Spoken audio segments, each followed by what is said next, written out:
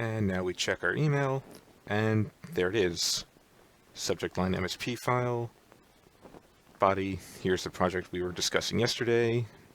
And the attachment, MSP PDF. Now, going back to our code for a second, you don't even have to see the email if you don't want to. You can just change this to .send, and it will send automatically.